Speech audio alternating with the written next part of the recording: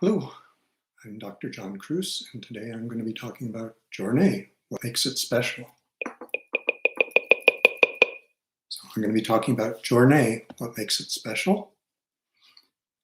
And I'll start with the take-home message.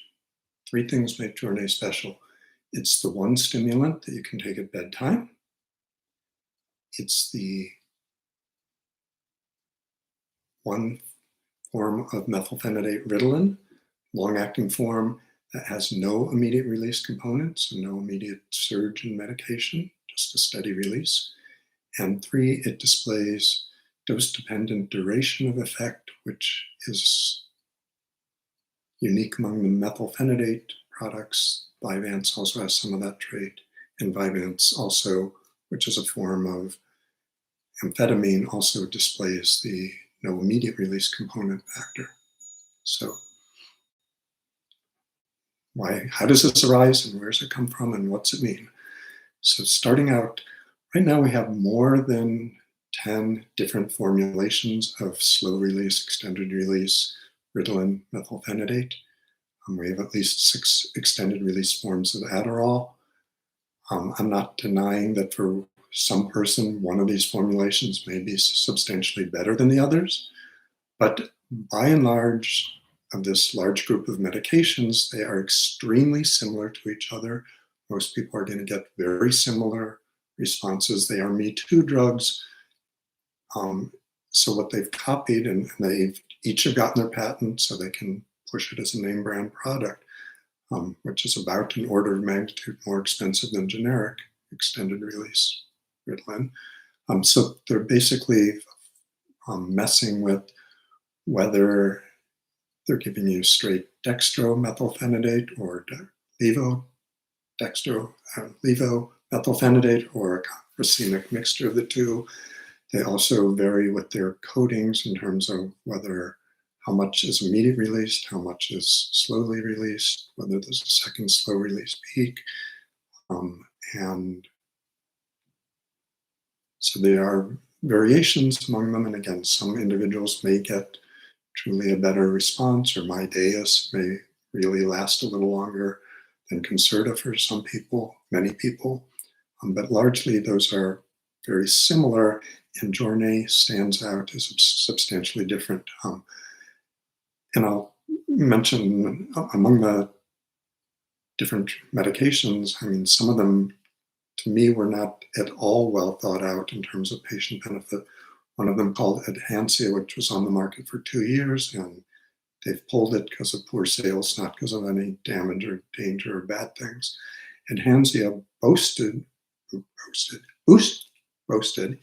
Adhansia boasted that they had biphasic release profiles. And if you looked at what Adhansia did, there were 2 bursts of medication, and the lull in medication for most people taking it would have overlapped perfectly with siesta time. Their own data showed there was a lull in performance using it in the middle of the day.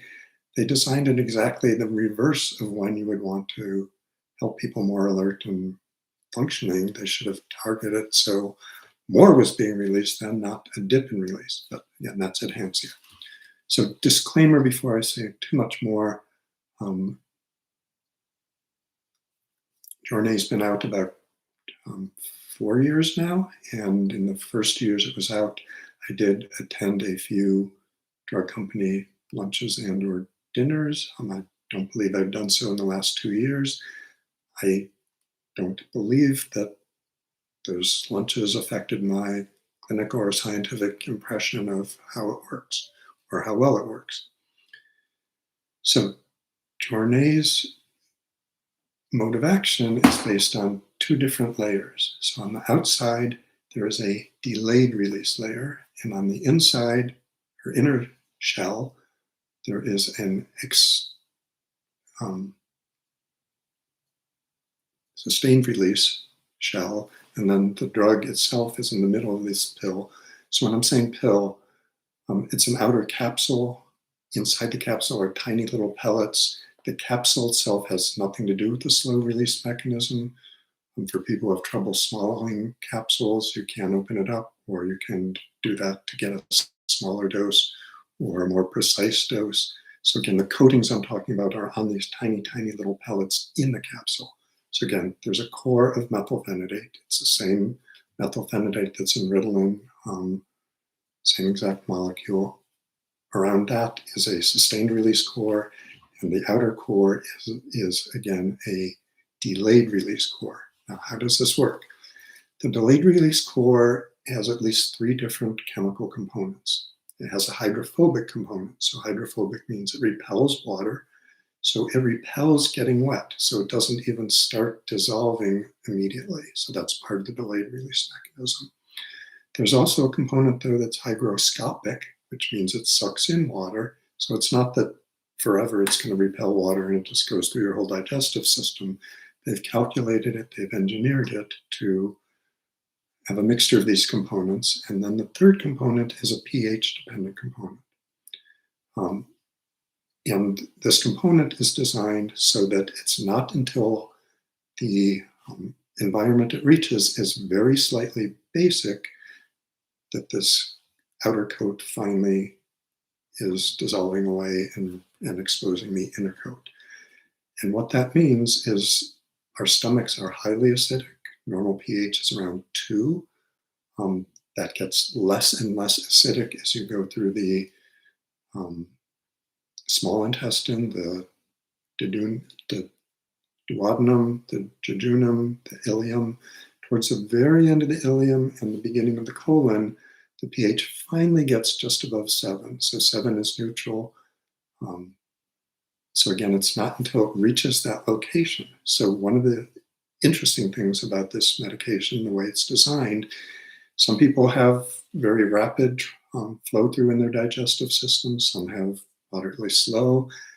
This drug, again, isn't going to start dissolving fully and releasing or exposing that inner delayed release core until it's in the distal part of the digestive system. So the far away part, very end of the small intestine, very beginning of the large intestine.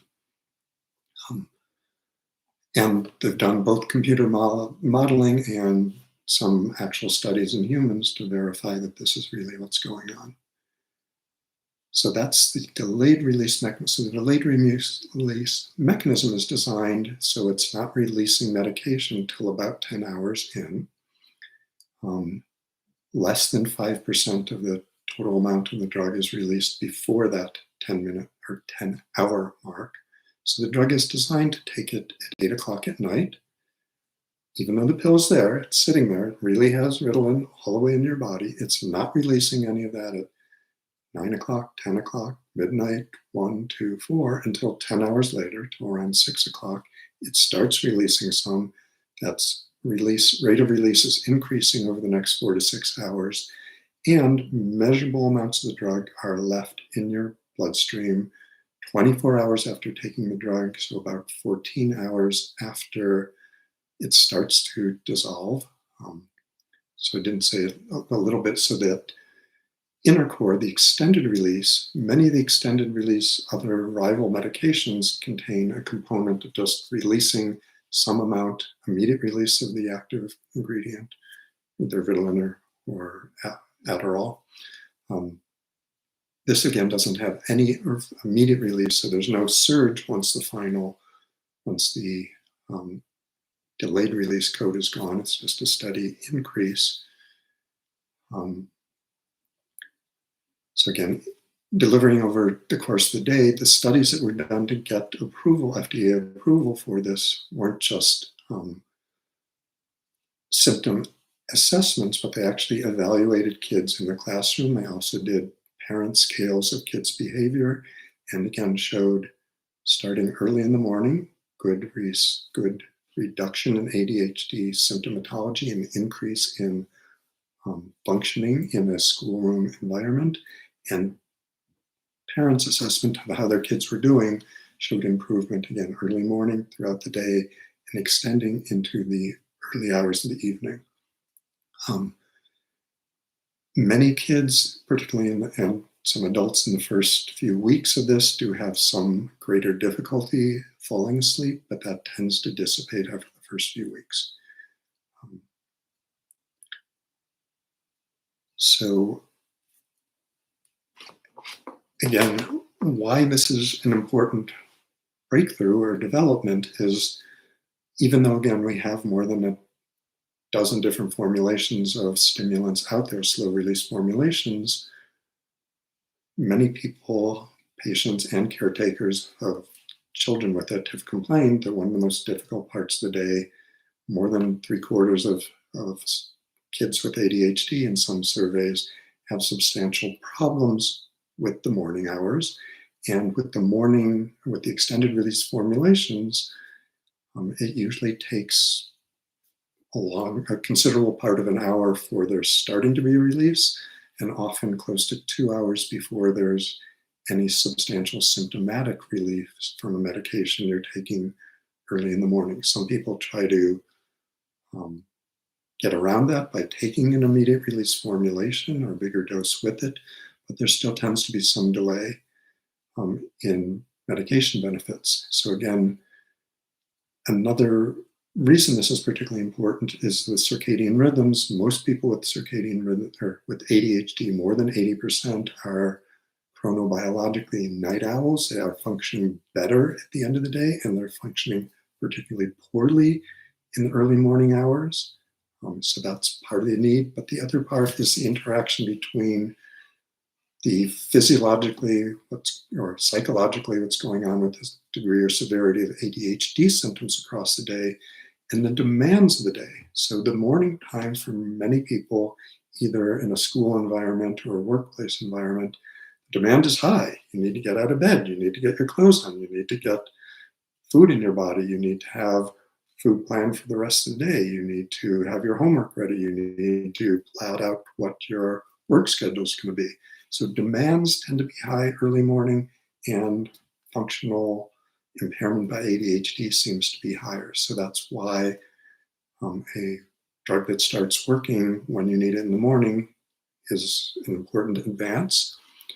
I mentioned some people do try to compensate by taking an immediate release pill early in the morning, but for most of the early release pills, there is still some delay to working. One workaround for that, I've had patients, many, who have set their alarm clock and for waking up an hour or two before the real wake up time, they will then take whatever form of methylphenidate or amphetamine that they're taking. They will fall back to sleep for an hour or two, and most people with ADHD are able to fall back asleep during those early morning hours. Then when they wake up for their real bedtime, they do feel, aha, my brain's on target, I'm functioning, I'm working. But for some people, setting two different alarms is too much hassle, too much problem. So Jornay, again, is a good workaround for that. Jornay is not a perfect answer for everybody. So one noticeable potential problem with Jornay is what happens if you forget your dosing in the evening? You are sunk. So if you waited till if you forgot your dose, slept through the night, and then woke up the next morning, you absolutely should not take your Jornay in the morning, because it's not going to be doing anything for the first 10 hours you're awake. And then it's going to start releasing medication if you're waking up at 8, mid to early afternoon. And it's going to be releasing medication all afternoon, all nighttime, exactly when you don't want it to be releasing. So most people with Jornay do have a backup plan of some either long-acting or a combination of repeated dosing of short-acting stimulants, so if they should forget, that they're not completely unmedicated the next day. I guess another potential problem, I've not seen this come up clinically, but if you really wanted an off day or to do nothing the next day, or got sick and just wanted to stay in bed, if you've taken the Jornay the night before, there's not a lot you can do to prevent it from being released that next morning. Again, I have not seen that come up clinically as a problem.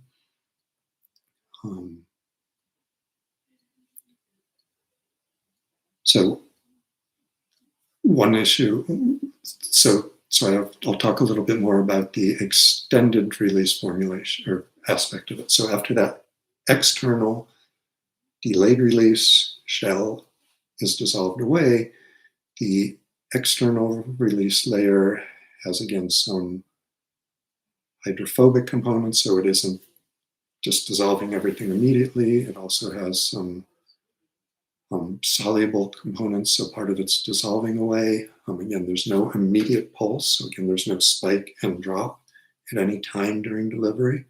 And again, the only other extended release formulation of any stimulant we have is Vyvanse, which is a form of amphetamine, not of methylphenidate. So the other thing that's significant about delaying absorption until it gets into the colon is that the colon's pretty bad at absorbing things. So yes, there are some medications we give as suppositories. There is some absorption of medication there.